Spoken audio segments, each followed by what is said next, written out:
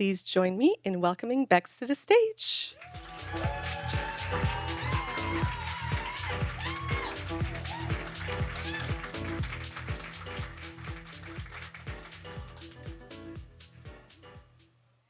In 2011, I graduated from Algonquin College's animation program.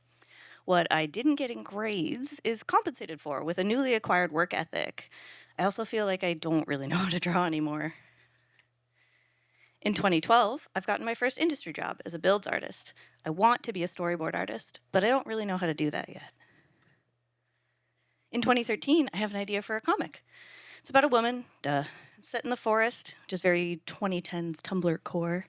And it's about ghosts, but it's also about being able to leave your body at will, which is a normal thing to want. Don't look too close at that. It's called Ghost Circle because names are hard, and I can figure that out later. The Google Doc for this will sit untouched for 5 years.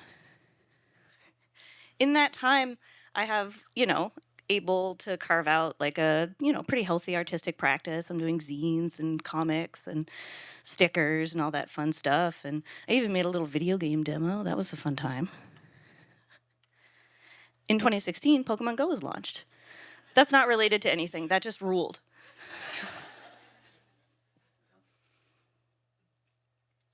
Mercury Filmworks has a project that I want to be a part of. In fact, everybody wants to be a part of it. But I know that I would be a good fit, and so I apply for a story revisionist job on Hilda, and I don't get it. Roberta Bouchard is a line producer, and she brings me onto another show at the same studio. She's encouraging and protective, and she's a mom, and I think she's really cool. Sylvie Rochon is a development executive. She's the one heading the Lightbulb Initiative, and she wants anyone in the studio to just bring whatever they want, and she'll look at it for whatever reason you want. So I scrape together all my stuff and bring everything that I've worked on that I'm proud of. As well as Ghost Circle, which I expand out into a little vignette of a script, and I give it to her to read, and she likes it. The other people in the room have technical questions about it. I don't understand why I need to know how folk magic works. I don't think that's a requirement.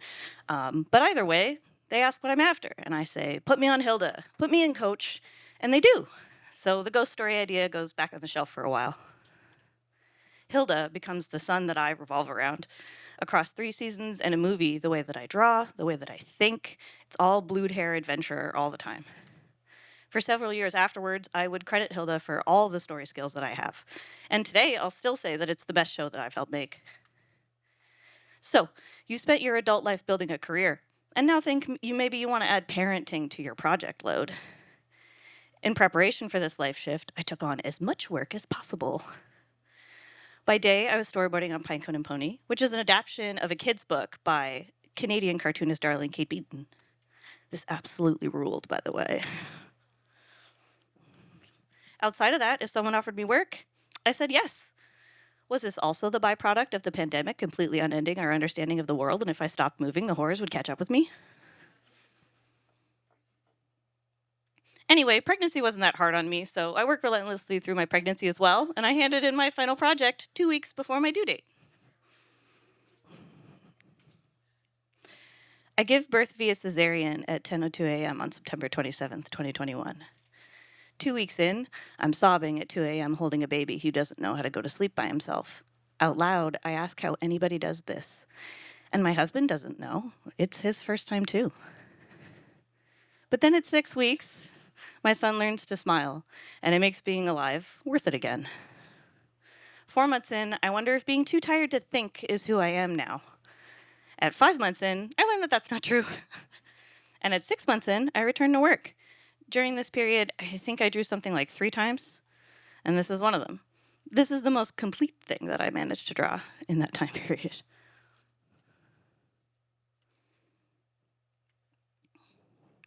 I'm navigating my first time being a studio director when we get an all-staff internal email. An executive from the LA branch at Atomic is going to be in town for a few days, and he will take in-person pitch meetings while he is here. The slots are first come, first serve, and so I just quickly reply to the email 3 minutes after we got it, and I'll figure out the rest later. I didn't really feel like I was writing this time, so much as catching up with an old friend. And the cool part about getting older, if you do it right, is that you become more yourself. I gently nudged the shape of Ghost Circles, the comic, into Ghost Stories, the TV show. Names still aren't my strong suit, but I promise that this hits if you read the pitch deck. You remember that baby thing I just did? Yeah, it takes a lot of resources. And it's not that I couldn't stay up late or whatever. It's just that awake or not, my brain shut down fully at about 9 p.m. So I wrote an hour here, an hour there. I picked away at it during my lunch breaks. And when you get 10, 15 minutes back at the end of a meeting that was actually efficient. And I did all the drawings for that presentation the morning that I was set to pitch. And they're absolutely the digital equivalent of napkin doodles. But, I'm okay at talking, so the executive's response was warm, and he was effusively encouraging about the story itself. He loved it and wanted to bring it back to his colleagues. It needed a more formal presentation so that it could stand on its own when I wasn't there to sell it. And buoyed, I created an entire pitch document, and I sent it off.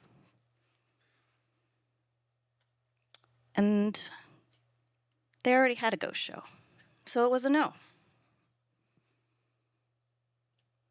Take yourself. Which maladaptive coping mechanism are you? I'm berate yourself for even having a negative reaction in the first place. This is your fault for allowing yourself the warm light of hope. They gave me notes, which was kind. You don't always get notes. They don't have to. And later, I would be able to read them and sort out what was helpful from what was just their opinion, man. Again, men want folk magic to have a neat little mechanical explanation. Only men have asked me for this. Are you okay? Does every mystery remind you of the void?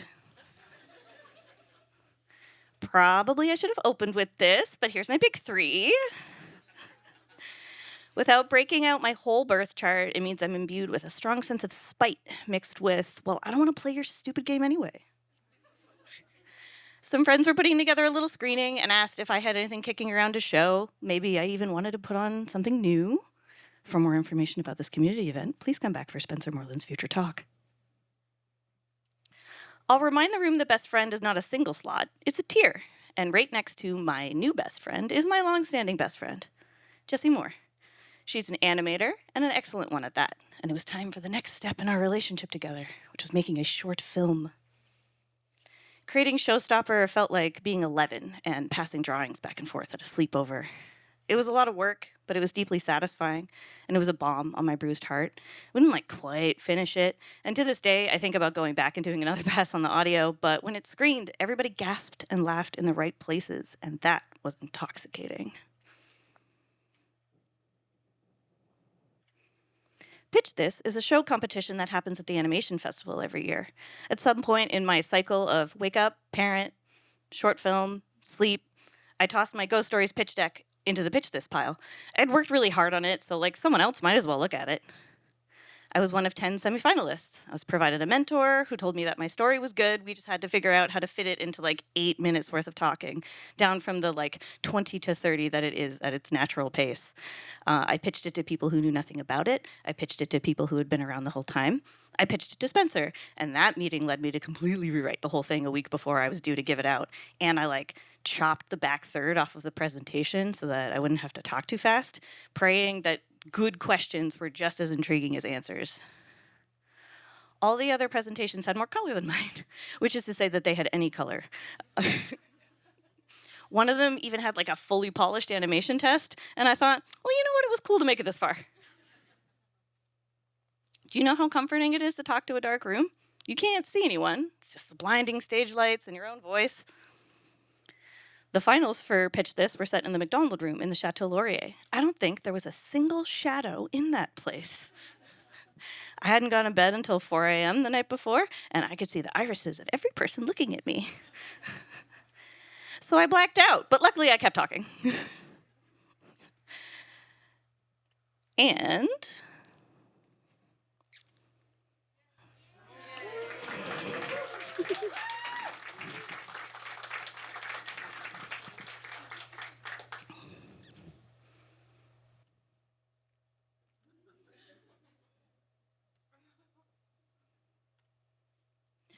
well-meaning people who love me tell me how excited they are for me.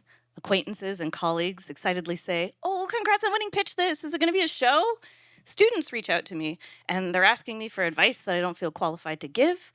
I won an ideas competition. I'm not actually a showrunner yet. I work a full day in the animation mines, and then I come home and I do a second shift in the parenting fields.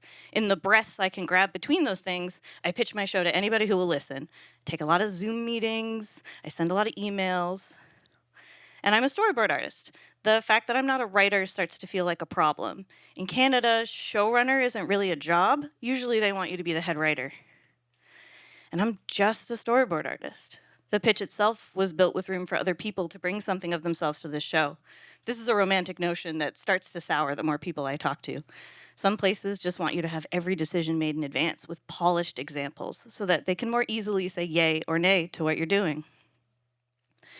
Everyone I talked to said they either loved the show, loved me, or both. But the heyday of streaming and greenlights was approaching dusk, and a YA-NA serialized 3-season arc feels good to talk about, but it's risky financially to take on. The flight path has stalled out. Failure complicated my relationship with my creation, of course, but people were still talking about it. They were still excited for me. Lots of people don't get their show made. Nobody gets their first show made. Like, shake it off. Try a new angle. I compress it into a short film. I estimate the runtime at about 8 minutes, which is an eternity in animation time. It's like an entire episode of Bluey. Okay, we'll trim it down to a concept trailer. I board it, I time it, I hire some cool friends to help me out with some backgrounds and do a little bit of rough animation. I've talked about ghost stories a lot right now, so I'm a little afraid to show you anything about it, but don't worry.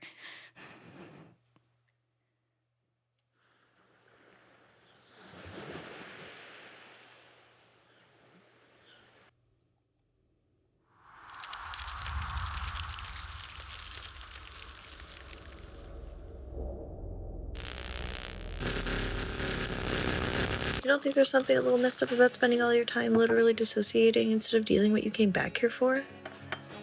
You don't think there's something a little fucked up about your boss also being your landlord?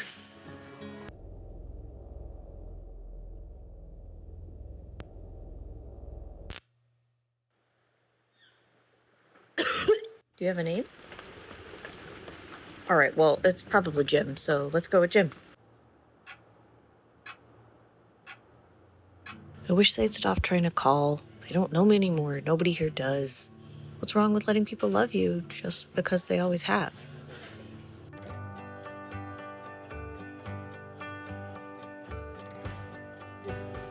If someone doesn't want to be helped, you can't force it. I think people deserve to know who they are. Dude, we cannot be doing this. Have you found anything yet? This is so boring. I'm gonna die. Jim, don't eat that. You're allergic. No one's allergic to shrimp.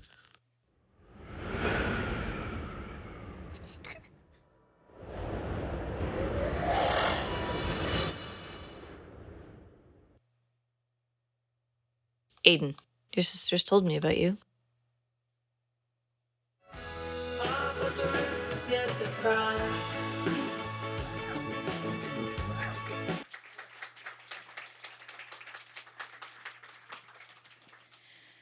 Somewhere in my gut, too, I'm afraid I'll never create anything of this scope again. I'm laboring under capitalism, keeping my family alive, and I have an active community that I'm not willing to neglect. In this current season of my life, I simply do not have the same 24 hours as Beyonce.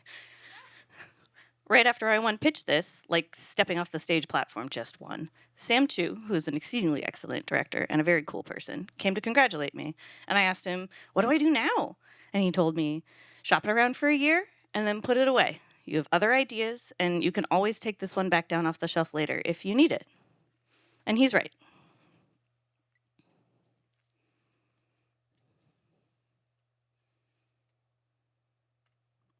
Hey, did everyone else participate in the Whiplash double feature event Barbenheimer?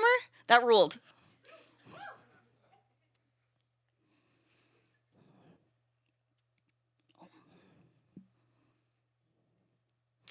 One year out from taking first place at Pitch This, I have exhausted all industry avenues for its production. 1.5 years out, Jesse and I screen our second film, Wolf Moon, at Show and Tell 2. It's on Instagram if you want to check it out. 3 months after that, I give birth to my second child. It's more work, but somehow it's easier. It's not the complete reframe of becoming a parent. It's a new little person, and I'm excited to know her. And this time around, I also have the brain space to know myself. 3 years out, I decided to set new goals, and I set boundaries around them to keep their pursuit sustainable. If it's not paying me, I'm not doing it on the computer. All personal projects have to be pick up, put down compliant. And at the beginning of everything, I ask myself, is this an experience that I want to have? And 2025 was my favorite year for my personal practice. So that was a lot of talking, but I think it was all important. Often these stories kind of come with the idea that if you hear me out, you can skip some steps and get to the good part faster. And this is not that talk. Worthwhile ideas do not rot, they ferment. Ghost Stories took 10 years to arrive at the place that it is today. Over the winter, I sold a comic to a magazine, the idea for which had been sitting in my notes app since 2021. My favorite zine from last year was based on an idea from 2017, which was based on a memory that's 28 years old. While we are busy living our lives, raising our children, caring for our aging parents, making money to survive, our ideas are fermenting. Our experiences grant them nuance that they didn't have before. Like pickles in the cold cellar of your mind, they sit and get tastier. We are taught that it is good to be goal-oriented, that ambition requires not just drive, but a singular direction.